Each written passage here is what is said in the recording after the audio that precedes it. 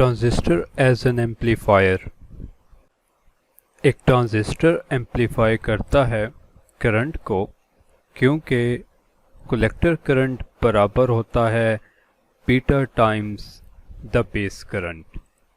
सो ये इक्वेशन हम जानते हैं कि IC equals beta time IB।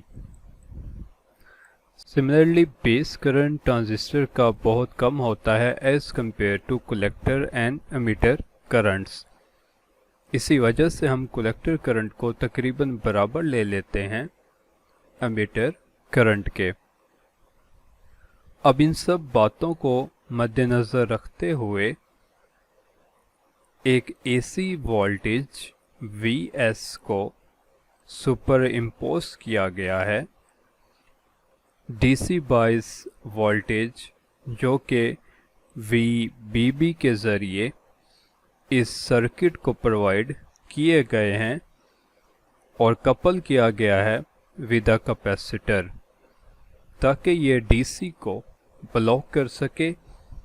और ये बाइसिंग हम जस्ट ट्रांजिस्टर को as a forward bias work करने के लिए यूज़ कर सकें।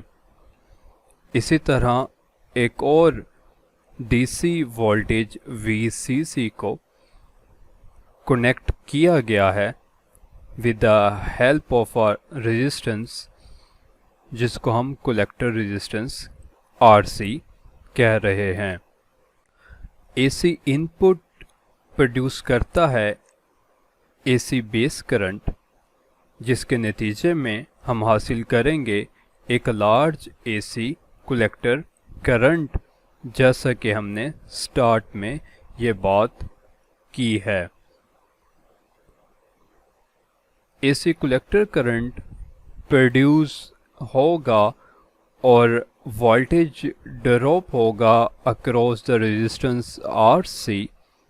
इसके नतीजे में एम्प्लीफिकेशन होगी, आउटपुट हमें out of the phase inverted मिलेगी। और इन सब के लिए ट्रांजिस्टर को एक्टिव रीजन में ऑपरेट करना ज़रूरी है।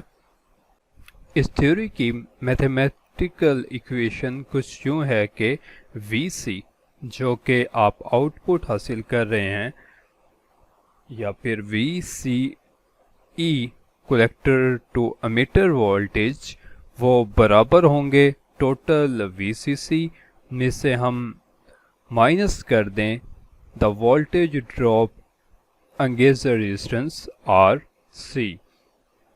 बाकी बच जाने वाले वोल्टेजेस को हम VC कह रहे हैं।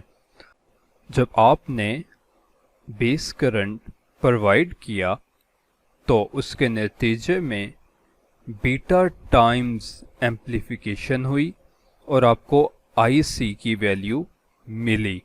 ये IC की वैल्यू मल्टीप्लाई हुई with this huge resistance RC और ये फैक्टर इंक्रीज कर जाएगा। और जब ये VCC से आप माइनस करेंगे तो आपको नेगेटिव रिजल्ट मिलेगा, जिसकी वजह से यहाँ पर आपको inverted out of the phase output मिलेगी। और इस वैल्यू के ज़्यादा होने की वजह से यहाँ पर एम्प्लीफिकेशन भी होगी। सिमिलरली जब negative end of the base current apply होगा इनपुट पर, तो आउटपुट में अगेन यहाँ पर ये फैक्टर अब पॉजिटिव हो जाएगा, जिसकी वजह से output out of the phase inverted आएगी और वैल्यू पहले से एम्प्लीफाई हो जाएगी।